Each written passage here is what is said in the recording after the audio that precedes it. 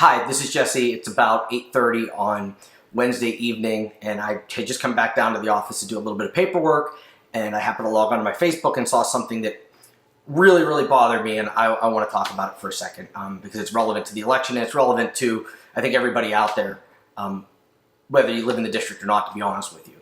And all I ask is, I'm going to try to keep this short. Please stay with me until the end. I swear to God, I'm going somewhere with this. I saw on Representative Jason Ortitay's Facebook page a message that he wrote about a budget bill that they voted on today to try to restore some funding to education. And it's typical, smoke and mirrors, not really doing anything. The whole vote was about being able to put out this little release. That's fine, whatever. But this is what he said at the end of the release that really bothered me. And I think it would bother a lot of people. After talking about the vote and everything, he says, "I urge Governor Wolf to do the right thing, release the hostages, and sign this supplemental budget into law." You don't compare school kids to hostages. You don't do that. You want to see what school kids as hostages looks like? This is what they look like. That's what school kids as hostages look like. That's Sandy Hook. It's not a comparison you joke around about. It's not a comparison you make lightly. I think it was an incredibly poor choice of words. And I don't know what offends me more, the fact that you said it, or the fact that you probably didn't say it. It was probably just some staffer on the Republican caucus, because I heard you talk policy. You couldn't write this if you wanted to. But that's neither here nor there.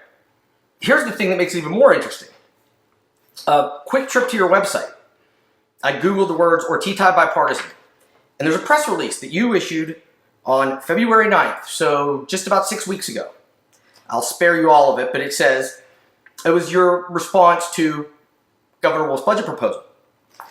Jason said, "Today's budget address was nothing more than a disappointing campaign speech designed to invoke fear in the hearts of Pennsylvanians, no different than the political mailers many of us have received in the district. Perhaps we could reach a bipartisan consensus on a responsible budget if the governor would stop campaigning and start governing." Then you go on to say that we must work diligently and together on a budget that promotes quality education opportunities. And then you end by saying, Pennsylvanians cannot afford another budget impasse filled with political rhetoric. Then 6 weeks later, you say this, comparing kids that are going to elementary school and high school and all the different education facilities around the state, calling them hostages. That is such a strong connotation, and as a parent, it offends me. As someone who cares about education, it offends me, and I really think you need to change your wording, and you can't preach dialing down the political rhetoric and bipartisanship on a Monday, and on Tuesday start throwing around words like hostage, just because you and the governor don't see eye to eye on education funding. And I'm not saying I agree with the governor completely on education and the way he wants to fund things, but the point is, if you want to really be a leader and you really want to try to get to the bottom of these things, you stay on your own message. And I think your choice of words was so poor, and it just really offended me.